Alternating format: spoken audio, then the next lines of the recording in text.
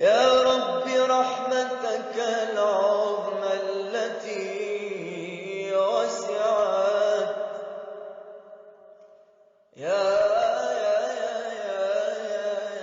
بسم الله الرحمن الرحيم وصلى الله وسلم وبارك على سيدنا محمد وعلى آله وصحبه أجمعين. ربي اشرح لي صدري ويسر لي أمري واحلل عقدة من لساني يفقهوا قولي. سبحانك لا علم لنا إلا ما علمتنا إنك أنت العليم الحكيم. Seigneur, ouvre-moi mon poitrine et facilite ma mission. Aidez-nous à nous, ma langue, afin qu'ils comprennent mes paroles. Gloire à toi. Nous n'avons de science que ce que tu nous as appris. Certes, c'est toi l'omniscient et le sage. Mes chers frères, mes chères sœurs, assalamu alaikum wa rahmatullahi ta'ala wa barakatuh. Allahumma allimna ma yanfa'una wanfa'na bima 'allamtana wa zidna 'ilman wa 'amalan. Amin. Mes chers frères, mes chères sœurs, en ce début de l'année de l'Hégire 1444, il convient de tirer quelques leçons et de faire quelques rappels et quelques exhortations. Donc, Inch'Allah Ta'ala, nous allons faire quelques rappels par rapport à ce passage d'une année à l'autre. Et ensuite, Inch'Allah, quelques rappels de certains actes cultuels relatifs au calendrier musulman qu'on appelle al-ibadat al-hawliya, c'est-à-dire al-hawl qui vient du hawl annuel. Donc, les actes cultuels annuels qui sont liés aux phases de la lune qui donnent ce qu'on appelle at-taqwim al-hijri, le calendrier musulman de l'Hégire, que nous avons évoqué dans une précédente vidéo, c'est-à-dire l'origine de ce calendrier. Aujourd'hui, Inch'Allah, on va s'arrêter sur un certain nombre de points et rappeler un des actes cultuels les plus importants qu'on évoque en ce début de l'année, d'une manière générale, et cela depuis le califat de Uthman radiallahu anhu arda. Donc, premièrement, un petit rappel par rapport à l'alternance du temps et l'alternance de la nuit et le jour. D'une manière générale, comme vous le savez mes chers frères et sœurs, que le Coran parle beaucoup du temps et cette dimension elle est importante jusqu'au point où Hassan al-Basri a dit Ya ibn Adam, innama anta ayyam, ô fils d'Adam, tu n'es qu'un certain nombre de jours. Idha dhahabat ba'du ayyamik, si un nombre de jours passés de ta vie, une partie de toi qui est partie. Voilà donc la dimension du temps est une dimension très importante que le Coran a rappelé à plusieurs reprises, de plusieurs manières, jusqu'au point où plusieurs sourates ils font référence au temps, al-duha, wal-duha, al-layl, al-fajr, ila akhiri. Donc c'est très important. Et donc avant de faire le rappel des actes cultuels, Inch'Allah, quelques petite exhortation, si je me permets, quelques petits rappels sur 3 niveaux. Donc le premier rappel, puisque une année écoulée, c'est-à-dire nous avons commencé une année de l'Hégire 1443, il a commencé un premier Muharram, n'est-ce pas? Et donc après Muharram, nous avons Safar, Rabi' al-Awwal, Rabi' al-Thani, Jumada al-Oula, Jumada al-Thaniya, ensuite Rajab, Sha'ban, Ramadan, Shawwal, Dhul Qa'da, et ensuite Dhul Hijja, et le dernier jour du mois de Dhul Hijja. Donc une année écoulée. Et puisque voilà, l'année a un début, une fin, hakadha tantahi al-a'mar. Donc ce qu'il faut souligner, c'est une année se termine, c'est comme ça que nos vies se terminent de la même manière. Le même cycle, la même manière de comprendre les choses.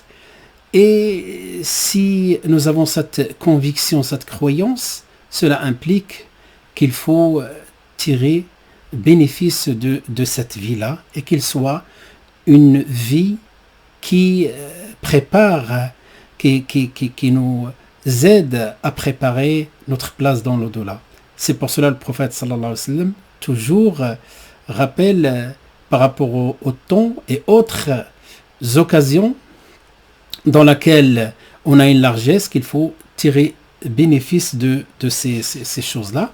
Dans le hadith qui est connu, le hadith dans lequel le prophète sallallahu alayhi wa sallam dit Irtanim khamsan qabla khams, tire profit de 5 choses avant 5 choses, et parmi ces 5 choses, hayataka qabla mautik, ta vie avant ta mort.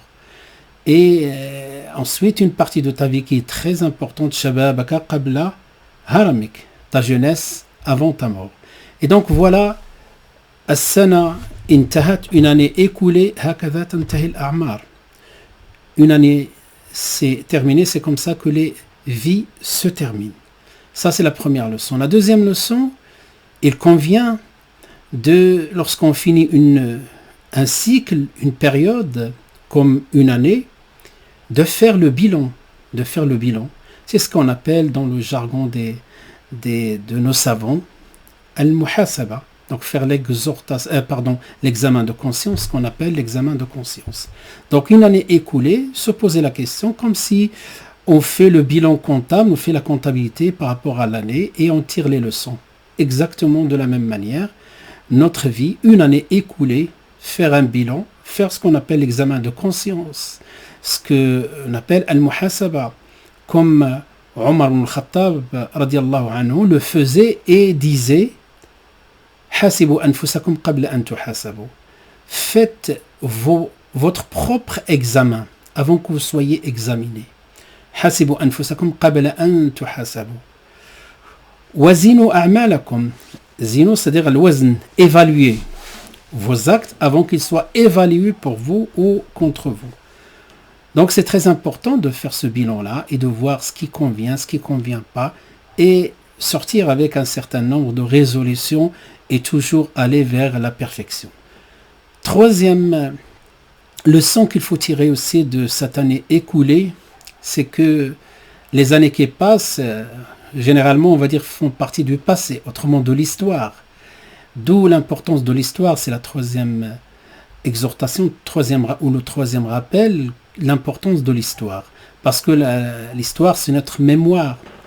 Et le calendrier musulman nous rappelle l'histoire de Al-Hijra, de l'Hégire, et les leçons à tirer. S'il y a une seule leçon, et Dieu sait qu'il y en a beaucoup, s'il y a une seule leçon à tirer dans cette histoire-là, c'est la confiance en Allah subhanahu wa ta'ala, et que les règles universelles, ce qu'on appelle as-sunan al-kawliya, sont toujours d'actualité. Et que cette histoire dans laquelle la confiance, al-thiqa billahi azza wa jal, si on résume cette histoire de l'hijra du prophète sallallahu alayhi wa sallam, le temps ne suffit pas pour rentrer dans les détails, mais si je la résume, ce que je retiens de cette histoire, tout au début de l'hijra, le prophète sallallahu alayhi wa sallam dit à Abu Bakr, dans un contexte très hostile par rapport au prophète sallallahu alayhi wa sallam, et Abu Bakr, qu'est-ce qu'il lui dit, le prophète sallallahu alayhi wa sallam, le hadith dans le Bukhari: Ma dhann ya Aba Bakr, ma dhannuka bithnayn, Allahu thalithuhuma. Ô Abu Bakr, que penses-tu de deux dont le troisième est Allah? Et cette histoire, subhanallah al-azim, puisque le début de l'année de l'Hégire, c'est le mois de Muharram, le 10 Muharram nous rappelle une autre histoire qui converge avec l'histoire du prophète sallallahu alayhi wa sallam, d'un autre prophète, le frère du prophète sallallahu alayhi wa sallam, parce qu'il y a la prophétie, il y a la fraternité de la prophétie, et cette histoire, subhanallah al-azim, nous rappelle exactement la même chose lorsque Moussa aussi se dirigeait vers voilà ce que Allah lui a commandé de faire, et à un moment donné, son entourage lui dit: Inna la mudrakoun. Ça y est, nous sommes rattrapés. Par qui? Par Pharaon. Un détail cette histoire. Quelle était la réponse de Moussa alayhi salatu wassalam? Kalla, jamais. Inna ma'i rabbi sayahdin. Jamais. Dieu est avec moi, il va me guider. Alors qu'il voyait devant lui la mer et derrière les soldats de Pharaon, du Pharaon. Donc il y avait deux options selon les yeux de certains, soit mourir noyé, soit tué par Pharaon. Mais Moussa avait une confiance en Allah qui est énorme. Il a dit Ma dhannuka bithnayn, Allahu thalithuhuma. Donc la troisième leçon de l'histoire est extrêmement importante, parce que quand on observe et quand on regarde le Coran, il est rempli d'histoires. Et ces histoires, tout simplement pour nous rappeler les règles universelles, ce qu'on appelle as-sunan al-kawliya, qui sont établies, que Allah, ce qu'on appelle le Rabb, le Seigneur, celui créateur, celui qui possède et celui qui gère l'univers, et que ces sunan sont impliqués, quelle que soit la volonté de l'être humain, et à lui de regarder les histoires et de choisir ce qui convient pour mener une vie de droiture, une vie du succès, de la réussite. Voilà donc deux histoires qui convergent, celle du prophète Mohammed sallallahu alayhi wa sallam et de Moussa alayhi sallam. Et s'il y a un point commun, c'est la confiance, la grande confiance en Allah, qu'on résume par Ya Aba Bakr ma dhannuka bithnayn, Allahu thalithuhuma. L'histoire d'une manière générale, mes chers frères et sœurs, comme je vous ai dit, le Coran nous parle de ces histoires. Et lorsqu'il y a une sourate qui s'appelle Qasas, les récits, il y a beaucoup de sourates qui parlent, Taha qui parle de l'histoire de Moussa, Al-Anbiya, Houd, et à la fin de Surat Houd qui parle des histoires des prophètes, c'est que toujours les mêmes sunan qui s'appliquent. C'est-à-dire toujours l'injustice, il finit par disparaître. وَقُلْ جَاءَ الْحَقُّ وَزَهَقَ الْبَاطِلِ. Allah subhanahu wa ta'ala dit que le batil partira et il va finir par disparaître. Et c'est le haqq qui demeure et qui résiste. Et de la même manière, à la fin, Allah subhanahu wa ta'ala, qu'est-ce qu'il dit au prophète sallallahu alayhi wa sallam dans Surat Hud? Il lui dit subhanahu wa ta'ala وَكَذَلِكَ نَقُصُّ عَلَيْكَ مِنْ أَنْبَاءِ الرُّسُلِ وَكَذَلِكَ نَقُصُّ عَلَيْكَ, et on te récite ou bien on te relate les récits des messagers. كَذَلِكَ نَقُصُّ عَلَيْكَ مِنْ أَنْبَاءِ الرُّسُلِ مَا نُثَبِّتُ بِهِ فُؤَادَكَ, pour raffermir ta foi et ton cœur. وَجَاءَكَ فِي هَذِهِ الْحَقُّ, et il t'est venu dans cela la vérité qui est venue à toi à travers ces histoires. وَمَوْعِظَةٌ وكذلك نقص عليك من أنباء الرسل ما نثبت به فؤادك وجاءك في هذه الحق وموعظة وذكرى, et un rappel للمؤمنين. C'est ça, voilà la troisième exhortation. ذكرى للمؤمنين, qu'on tire bénéfice des leçons exprimées à travers les histoires, et que c'est les mêmes sunan qui se répètent. Certes, les noms changent, les dates, les lieux, mais ce sont les mêmes sunan. C'est-à-dire, al-aqibatu lil-muttaqin, toujours la bonne fin pour celui qui est pieux et qui prend le droit chemin. Et donc, c'est très important de tirer ses bénéfices et ses leçons à travers les histoires. Et les histoires qui sont relatées en particulier dans le Coran et la Sunna. Donc voilà, mes chers frères et sœurs, en ce début de l'année de l'Hégire, quelques stations, quelques rappels, mahattat. La première, kama tantahi al-sanawat tantahi al-a'mar, de la même manière, comme les années se terminent, les vies se terminent. Deuxième chose, n'oublions pas l'examen de conscience. ماذا عملت في هذه السنة؟ المحاسبة, l'examen de conscience. Qu'est-ce que j'ai fait durant toute cette année-là? Quel est mon bilan, positif ou négatif? Troisième, tirons les bénéfices et les exhortations à travers les histoires.